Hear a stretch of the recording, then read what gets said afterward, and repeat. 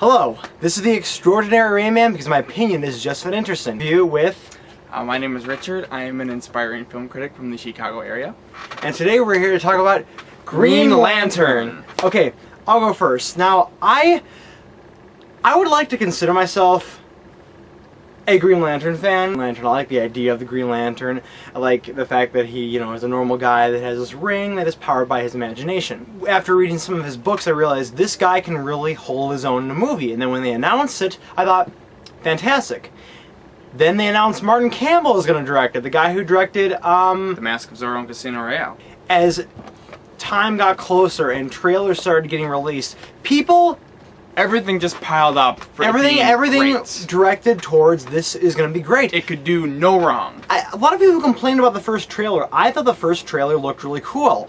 I like the fact that the suit emanates from his ring. I like the fact that it was going to be set so much in space and have so much science fiction in it.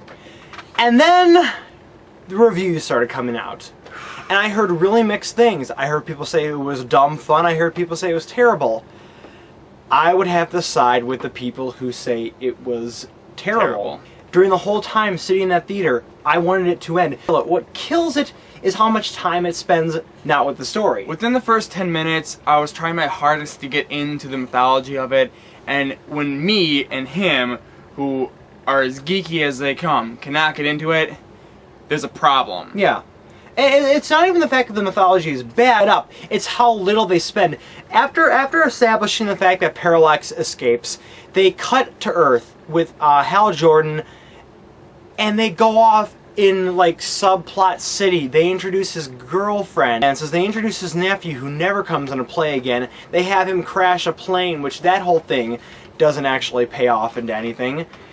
Really, most of this stuff just has to do with hammering home the idea of fear, which is way overplayed in this. Well, I normally like Ryan Reynolds. I know a lot of people just play him off as, cocky, comedic act. I've learned to like him a lot more ever since I saw Buried. But he really just jumps between a Tony Stark knockoff and Tom Cruise from Top Gun. I mean, there's nothing original about the character whatsoever. There's no point in the movie where the hero aspect of his character is given a genesis. Yeah, he has no story arc, and the problem he's pretty much a jerk, and he just becomes a hero. He just becomes a hero. He has no story arc. Like I said, they hammer home the idea that he is, unworthy to be a lantern, that he is full of fear. But they tell this. Right. They never ever show the fact that he is fearful. He flies planes. He willingly goes and fights aliens. He flies in space with nothing but a magic ring. That's pretty gutsy if you ask me. And then you have other characters, like, actors I should say. You have Tim Robbins and you have Peter Sarsgaard, okay, who are great actors, okay? And they're literally just faces on these characters. These characters are so completely forgettable. We must give credit where credit is due.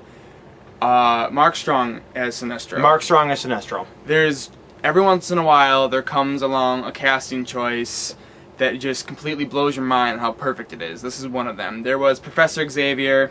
There is, I'm sure, Hugo Weaving as Red Skull. Absolutely. Mark Strong as Sinestro is definitely one of those. It's really wasted, because like him and Michael Clark Duncan talking for Kilowog. And Jeffrey Rush. Because their characters of Kilowog and Tomare and Sinestro aren't really developed. We spend so much time with this terrible romance between him and his girlfriend. We never get to see. I would have really found it interesting if we get to see, like Sinestro and Hal and Tomare develop into friends. They have 5 minutes of screen time each. I'm not lying. We get a lot of downtime on Earth.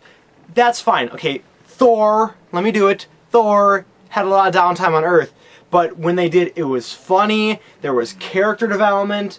The problem with the movie is it spends too much time on Earth. The plot really never progresses. You want to go to Oa, and once you get to Oa, you spend 5 minutes in Oa, and then it's like, oh hey, we're gonna go back to Earth and spend more time. They completely avoided the space epic movie that we were promised, okay? Yeah. They instead attempted to focus on a more sappy character drama, but it kept jumping from one mopey subplot to the next, and they couldn't even achieve that. The problem with the character drama stuff is, one, it's bad because it only concentrates on him and his girlfriend, which is, we don't care about that in this movie.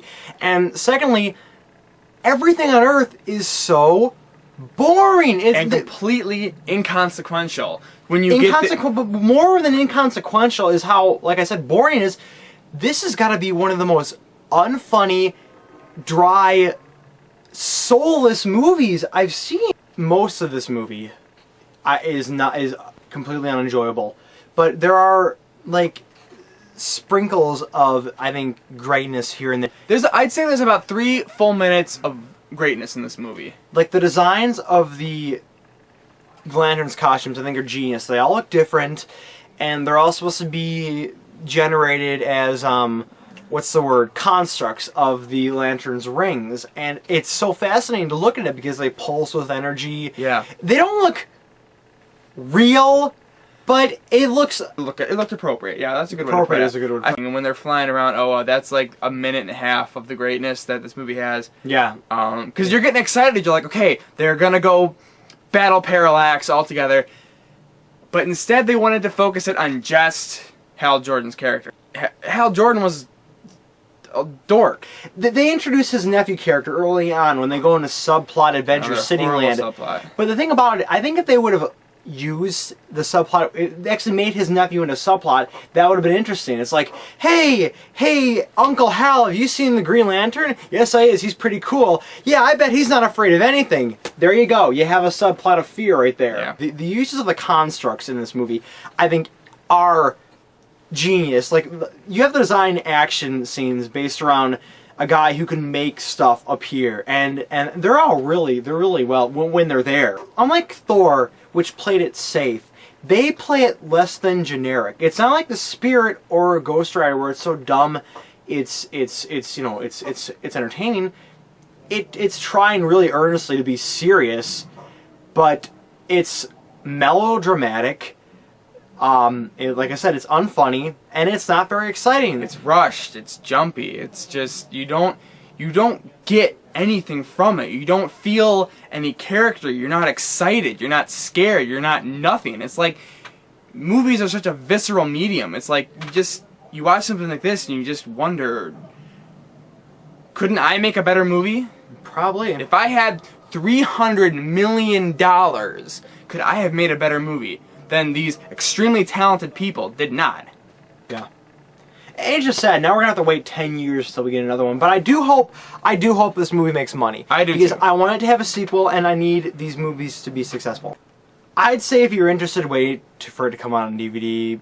If you're a fan, it's worth looking into. But other than that, just don't bother. This is the Extraordinary Rayman signing off. I will see you next time.